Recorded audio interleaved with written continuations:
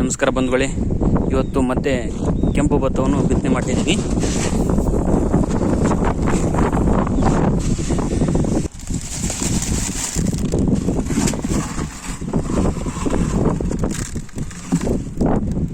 ನೋಡಿ, ಈ ಥರ ಕೆಂಪು ಭತ್ತವನ್ನು ಬಿತ್ತನೆ ಮಾಡ್ತಿದ್ದೀವಿ ಇವತ್ತು. ಬೇರೆ ಇನ್ನೊಂದು ನಮ್ಮ ತೋಟದಲ್ಲಿ ಬೀಜೋಪಚಾರ ಮಾಡಿ ಗಿಡದ ನಾಳಿಗೆ ಇದು ಮಾಡಿದ್ವಿ.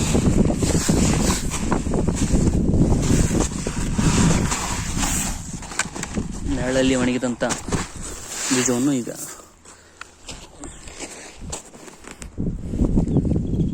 ಇದು ಬಿತ್ತಿದಂಥ ಪ್ರದೇಶ.